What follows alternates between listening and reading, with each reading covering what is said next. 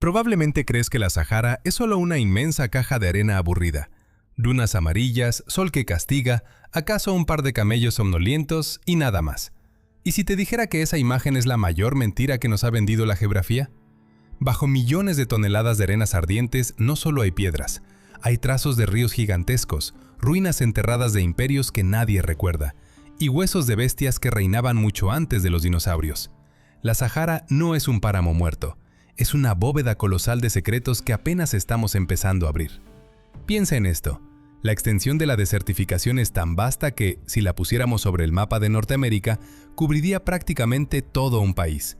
9 millones de kilómetros cuadrados de misterio. Y lo peor, o lo más fascinante, es que la arena actúa como una máquina del tiempo que oculta pruebas con paciencia casi criminal. A lo largo de los siglos, hombres entraron y no volvieron, persiguiendo leyendas de ciudades doradas o oasis de inmortalidad. Lo que hemos desenterrado en el siglo XXI supera cualquier mito. Es más extraño y por momentos más inquietante. Abróchate el cinturón, porque lo primero que apareció es visible incluso desde el espacio. En el año 1965, tripulaciones de la misión Géminis sobrevolaban África tomando fotografías sistemáticas de la superficie. Cuando miraron por la escotilla sobre Mauritania, se quedaron sin aliento. En medio de una meseta plana y aparentemente inhóspita, emergía un ojo gigante. No es una metáfora. Anillos concéntricos perfectos, uno dentro de otro, formaban algo semejante a una diana, pero de un diámetro de 40 kilómetros. Desde tierra no se comprende la escala, solo desde arriba la figura revela su geometría imposible. Durante siglos, los nómadas habían caminado por esos anillos creyendo que eran montículos extraños. Desde el espacio la idea de que fueran naturales parecía improbable, demasiado regular, demasiado perfecto. Cuando aparecieron las imágenes en la prensa, conspiraciones y fantasías estallaron. «¡Hemos hallado la Atlántida!», clamaron algunos. ¿Recuerdas la descripción de Platón sobre la ciudad rodeada por anillos concéntricos de agua y tierra? Mira las fotos de la estructura. Los anillos están ahí, y hasta la disposición de montañas al norte y llanuras al sur encaja con la narración. Incluso las medidas, al convertirlas a nuestros kilómetros modernos, resultaban inquietantemente parecidas. Era una coincidencia que daba escalofríos. Las teorías volaron, desde la hipótesis de una explosión nuclear ancestral hasta la pista de aterrizaje de naves extraterrestres petrificadas por el tiempo. Parecía que la historia de la humanidad iba a dar un vuelco. Pero cuando geólogos con martillos y equipos se aventuraron al lugar, la ilusión se disipó con rapidez. La verdad fue implacable con el mito y al mismo tiempo gloriosa para la ciencia. El Ojo del Sahara no es una ciudad construida por dioses, es un domo geológico. Imagina una burbuja de magma que, hace millones de años, presionó hacia arriba la corteza terrestre, inflando capas de roca como si fueran suelas de cuero. El volcán nunca llegó a brotar. La masa ígnea se solidificó bajo la superficie y los siglos de viento y agua comenzaron su trabajo paciente. Así, la erosión fue desludando el domo, capa por capa. La naturaleza aplicó un truco final. Distintas rocas resisten la erosión a ritmos dispares. Las capas más duras permanecieron en crestas, las más blandas se desgastaron y formaron depresiones. El resultado, anillos perfectos, una página de corteza terrestre abierta para que la leamos. Estructura de Richat, un libro de geología a gran escala que, sin embargo, desde dentro produce una sensación extraña, casi sobrenatural. Estar en el centro de esos anillos es encontrarte con la mano matemática de la naturaleza. Te asanta la idea de que el planeta mismo puede diseñar arquitectura más precisa y más absurda que muchos arquitectos humanos. Si aquel hallazgo disipó una fantasía, el siguiente descubrimiento volvió a trastornar todas las certezas. ¿Estábamos pisando el lecho marino o una playa petrificada? Viajemos hacia el este, al Egipto moderno.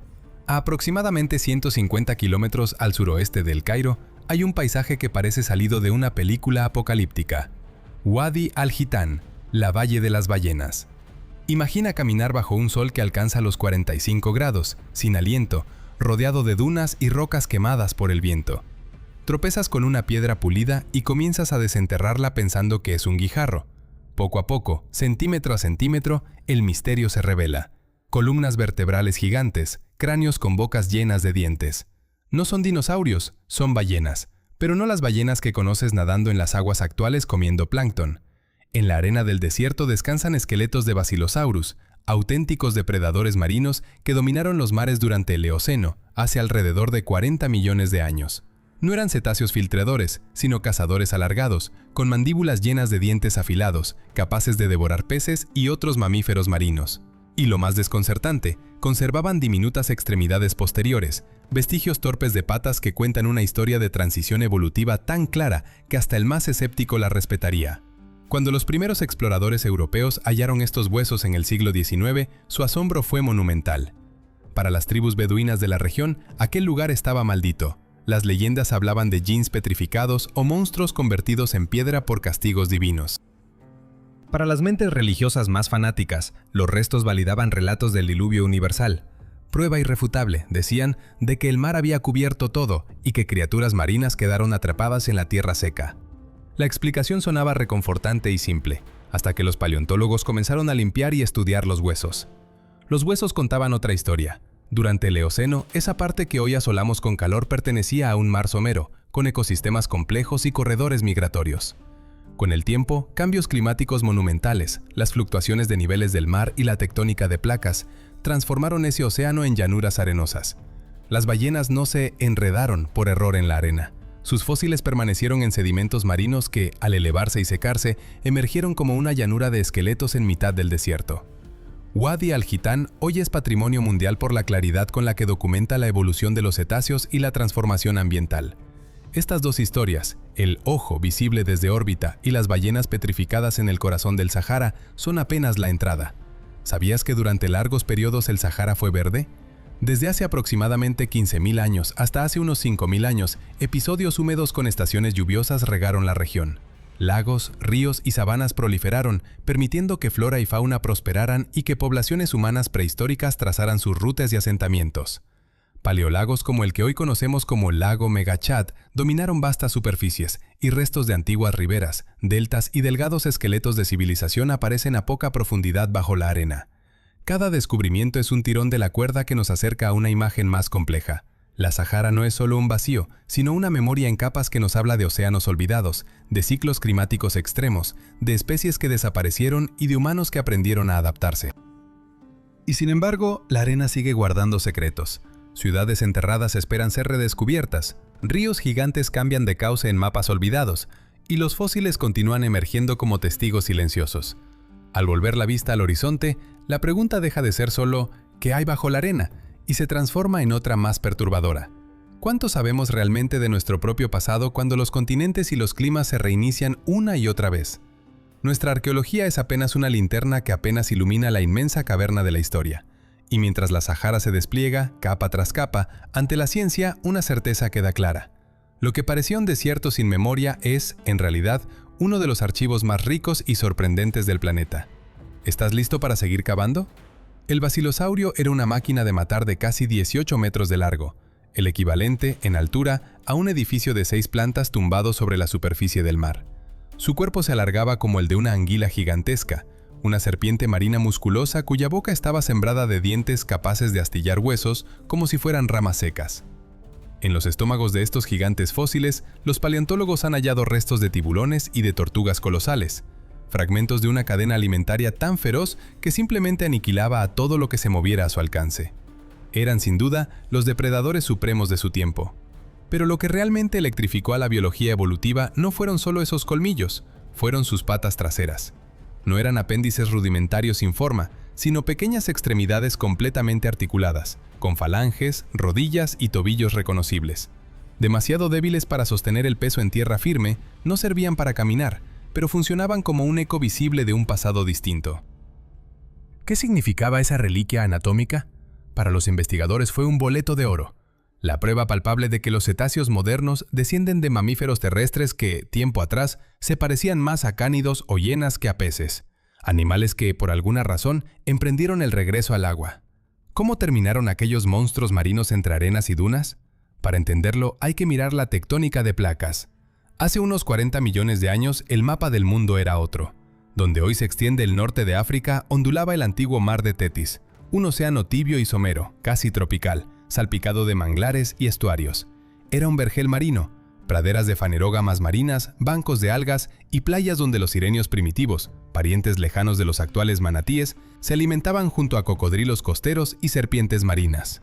Un paraíso del Eoceno, rebosante de vida y de comida. Allí, en esas aguas cálidas, los basilosaurios venían a morir, a aparearse o simplemente a alimentarse, de la misma manera que las ballenas modernas buscan bahías cálidas para reproducirse. Pero la corteza terrestre no es estática. África empezó a desplazarse hacia el norte, colisionando lentamente con Eurasia. El lecho marino se elevó. El agua retrocedió y dejó atrás pantanos que, con el paso del tiempo, se secaron hasta convertirse en desierto. El viento y la arena actuaron como un conservador implacable. El sedimento sepultó esqueletos, conchas, corales y raíces de manglares, preservando una historia que ningún museo podría igualar. Caminar hoy por el lecho fosilizado de Wadi al-Hitan, el Valle de las Ballenas, es literalmente caminar sobre el antiguo fondo marino. Bajo las botas cruje algo más que piedra, fragmentos de conchas fosilizadas, coral petrificado, raíces calcificadas que llevan millones de años dormidas. Es un recordatorio radical. Nada en la geografía terrestre es definitivo. Lo que ahora es arena ardiente pudo ayer ser un océano, y viceversa. Si aquella transformación es antigua, la siguiente revelación sobre la misma región es sorprendentemente reciente en términos geológicos, y nos habla de seres humanos que habitaron la Sahara en condiciones que hoy apenas podemos imaginar. Para comprobarlo hay que adentrarse en el corazón de la meseta del Tassili Najer, en lo que hoy es Argelia. Un laberinto de rocas, gargantas y areniscas erosionadas en formas que parecen torres, pilares y sombrillas de piedra. El paisaje resulta tan extrañamente alienígena que al verlo uno podría pensar que ha aterrizado en Marte. En el verano de 1933, un oficial francés, huyendo del sol abrasador dentro de una garganta, alzó la vista esperando encontrar pared desnuda y se quedó inmóvil, dividido entre el pavor y el asombro. Las paredes estaban cubiertas por miles, decenas de miles de pinturas rupestres, y no eran garabatos toscos, eran frescos de gran tamaño, a color, repletos de detalles anatómicos y escenas de una vida que no podría existir en la actual aridez del Sahara. Personas de piel oscura y cuerpos atléticos pastoreaban enormes rebaños de vacas moteadas. Arqueros cazaban antílopes y jirafas. Había elefantes, rinocerontes, avestruces y hipopótamos, criaturas que requieren aguas profundas y permanentes representadas con tal precisión que no cabía duda, el pintor las veía a diario. Lo que heló la sangre de los descubridores fueron las embarcaciones. Barcos de juncos, pesados y poblados de gente, navegaban donde hoy no existe una gota. ¿Cómo describir el desconcierto? Pinturas que mostraban aguas, peces y botes en el corazón de lo que hoy es un océano de arena. Cuando, en la década de los 50, llegó una expedición científica dirigida por un investigador europeo, la sorpresa se multiplicó. Entre las escenas de caza, pesca y ceremonia, aparecieron figuras que no se parecían a seres humanos convencionales. Seres gigantescos, representados de hasta 6 metros de altura en escala pictórica, con trajes que evocaban armazones, cabezas redondas carentes de rasgos faciales y en ocasiones antenas o aletas. Flotaban sobre las pequeñas figuras humanas que alzaban las manos hacia ellos.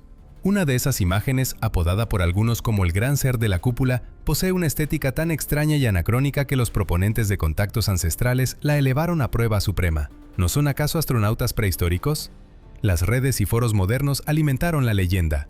Tassili sería un antiguo astródromo, y aquellas pinturas, el registro de visitas provenientes de otros mundos o de universos paralelos.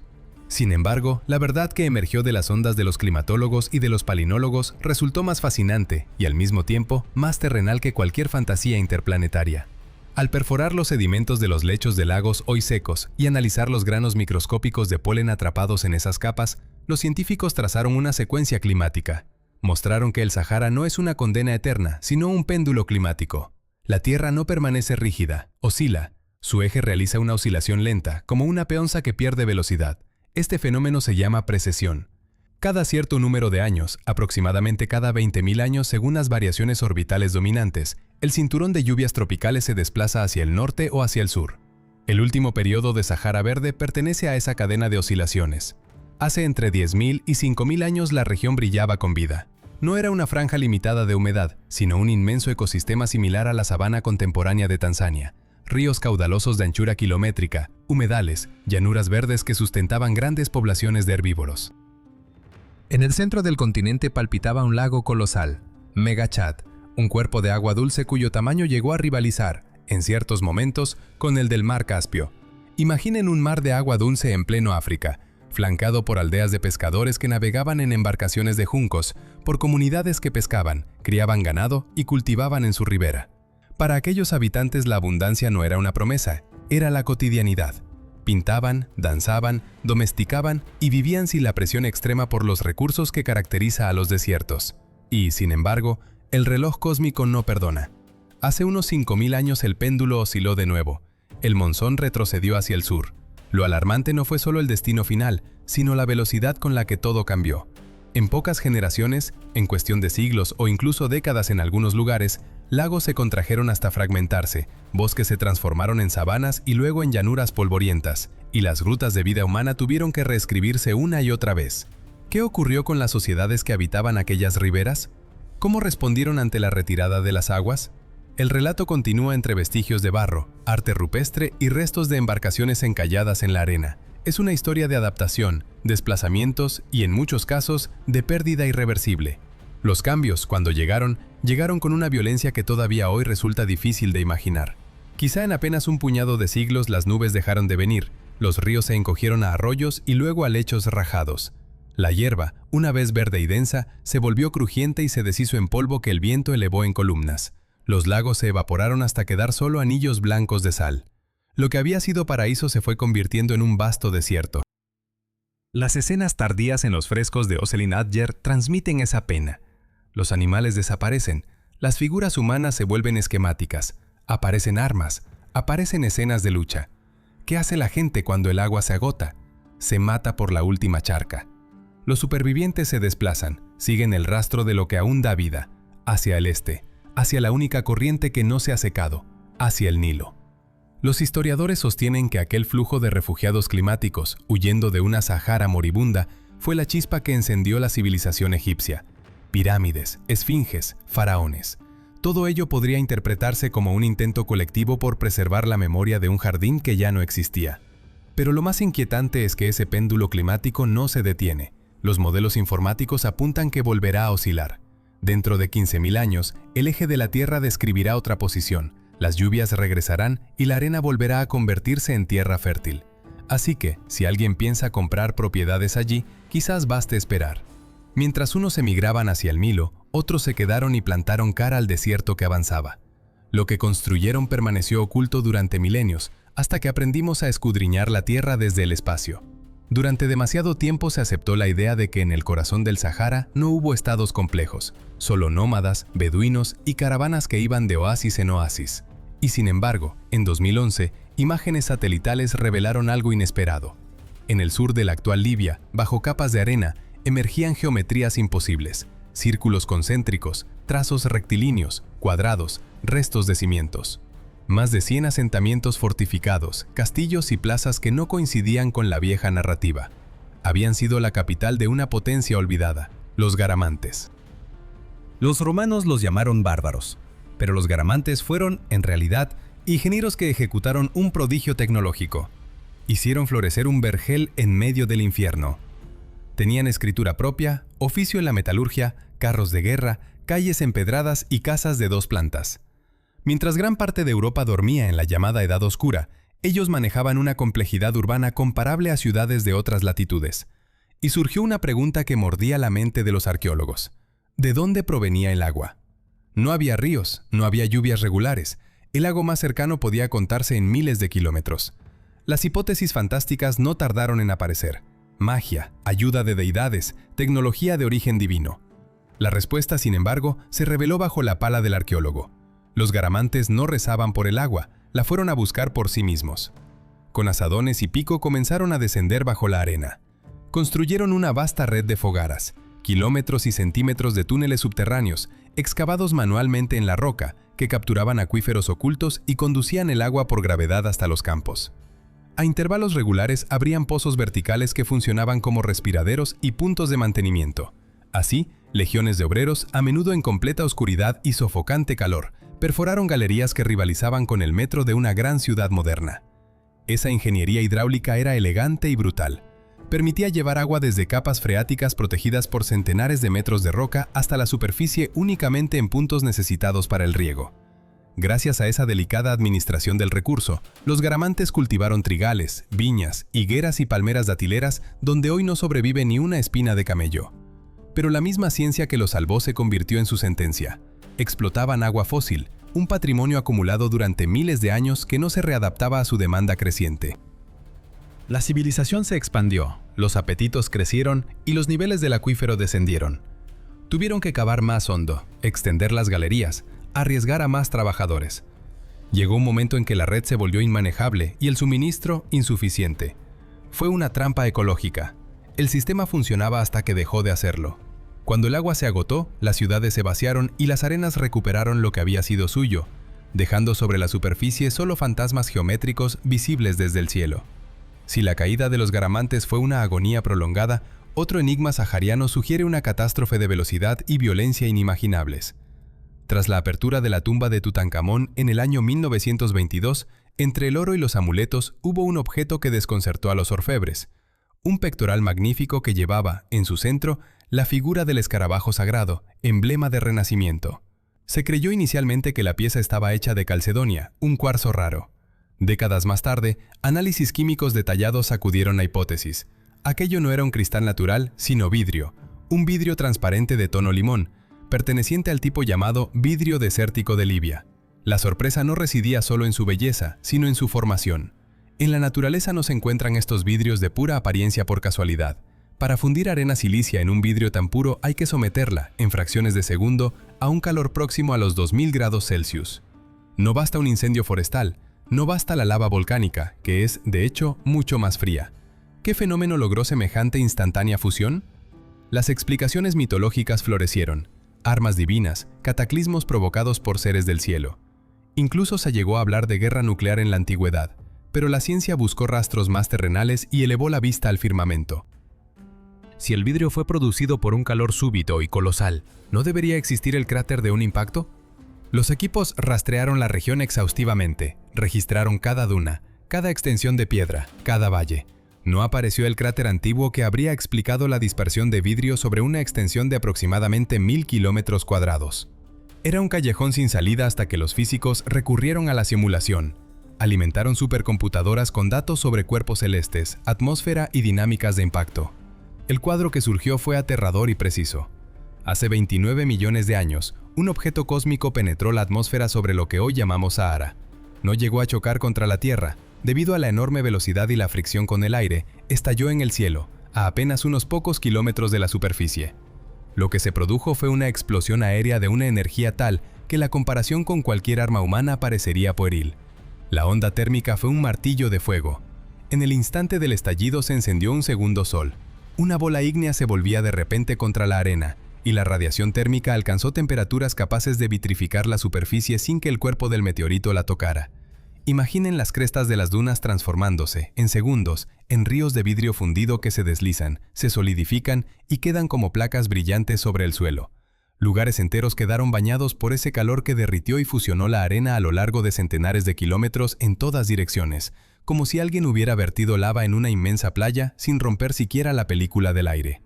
Después todo se enfrió, el vidrio se quebró y la inmensa llanura quedó cubierta de fragmentos que brillaban como diminutas gemas. Siglos más tarde la gente del faraón los recogió y juró que eran rayos petrificados del dios Ra. No era solo una leyenda, en cierto sentido tenían razón. La Sahara parece un lugar de entierros. Huesos de cetáceos que alguna vez caminaron, imperios ya polvo, arena fundida en vidrio. Pero bajo esa apariencia de muerte late un tesoro que hoy vale más que el oro. Ese es, quizá, el secreto más duro de la desertificación. A mediados del siglo XX, cuando equipos de geólogos rastreaban Libia buscando petróleo, sus taladros rompieron el suelo. Todos esperaban sangre negra. En su lugar, brotó un manantial de agua fría y cristalina. Nadie al principio entendía cómo podía existir agua en el punto más seco del planeta, donde la lluvia puede olvidarse de caer durante años. La verdad emergió pronto. Bajo las arenas, a cientos de metros de profundidad, duerme el horizonte nubio. No es una simple corriente subterránea ni un lago escondido. Es un océano subterráneo de proporciones colosales, 2.500.000 kilómetros cúbicos de agua dulce. Para hacerse a la idea del volumen, si sacáramos toda esa agua a la superficie, bastaría para inundar las extensiones de Alemania, Francia y España juntas. Es la herencia de aquellos tiempos verdes, cuando sobre la Sahara caían lluvias tropicales. Cada gota atravesó la arena durante millones de años y quedó atrapada en cárceles pétreas. Es, literalmente, el agua que bebieron criaturas de eras muy antiguas. Es agua con memoria. Muammar Gaddafi proclamó ese hallazgo como la octava maravilla y lanzó la obra más grandiosa y temeraria de la historia africana, el Gran Río Artificial. Imaginen tuberías del diámetro suficiente para que un camión circulara por su interior, miles de kilómetros de conductos trazando venas por la inmensidad, succionando la sangre profunda del continente. El líquido ascendió y llegó a las ciudades costeras, transformando desiertos en huertos. La vista del agua corriente en un oasis moderno devolvía la palabra vida a millones. Fue, durante un tiempo, la victoria humana sobre la naturaleza. Pero las victorias siempre tienen letra pequeña. El horizonte nubio es un recurso fósil, no se repone. La lluvia que lo creó ya no regresa. Beber de esa reserva es como consumir el contenido de una botella que nunca volverá a llenarse. Los científicos discuten cuánto durará. Algunos calculan que alcanzará para 100 años, otros plantean 500. Nadie atesora la certeza. Lo que sí es cierto es que, cuando termine esa era eocena embotellada, el grifo se cerrará para siempre. La Sahara entrega agua, pero no la regala. Y esa realidad remite a la historia de los moradores que antes creímos permanentes. Ellos también pensaban que el agua era inagotable hasta que la tierra cambió sus reglas. Empezamos este viaje creyendo que la Sahara estaba vacía. Ahora sabemos que esa es la ilusión más grande. La Sahara es un pastel de tiempos estratificados. Quitas la capa superior y emergen ciudades enterradas y técnicas que hoy no podemos replicar. Excavas un poco más y aparecen praderas verdes con jirafas y aldeas que ignoraban la hoguera venidera. Más abajo y te toparás con un lecho marino sembrado de huesos de ballenas con aletas convertidas en patas. Si perforas hasta la oscuridad más honda, hallarás el agua que nos aguardó durante millones de años. Cada estrato es una escena distinta de un drama geológico que se repite. ¿Y qué nos enseña todo esto? Una lección inconfortable. La estabilidad es un mito. El clima cambia, la geografía se reescribe, incluso la vida se desplaza de escenario. Lo que hoy nos parece eterno, un desierto invencible, una ciudad floreciente, puede mañana ser otra cosa, un fondo oceánico, una duna que cubre rascacielos, un monumento intacto convertido en vidrio quebrado. Nuestros metrópoles que relucen ahora podrían, dentro de 10.000 años, estar enterrados bajo capas de arena dejando a los futuros arqueólogos solo pequeñas botellas, fragmentos de vidrio y restos de plástico como pistas inquietantes. El planeta altera su decorado sin pedir permiso. Nosotros somos actores muy recientes en un teatro inmenso. Intentamos reconstruir el argumento a partir de migas, fósiles, corrientes de agua, ruinas, capas de sedimento. Pero cada vez que creemos entender la obra, el telón cambia de color. La Sahara, con sus aguas antiguas y sus vidrios dispersos, nos devuelve a una pregunta que deberíamos llevar a casa. ¿Cómo queremos aparecer en el próximo acto? ¿Como cazadores que se aprovecharon del escenario hasta agotarlo, o como custodios que dejaron algo para el siguiente reparto? Al cerrar este capítulo de la expedición, vuelvo a la imagen de los pequeños fragmentos de vidrio, huesos de luz que alguien interpretó como rayos divinos. Es asombroso y a la vez estremecedor. La tierra reviste y desnuda, ofrece y lo retira. Si algo nos enseñó la Sahara es que los legados no son eternos, nosotros decidimos cuáles perduran. ¿Qué historia queremos que cuenten las arenas dentro de 1000 siglos?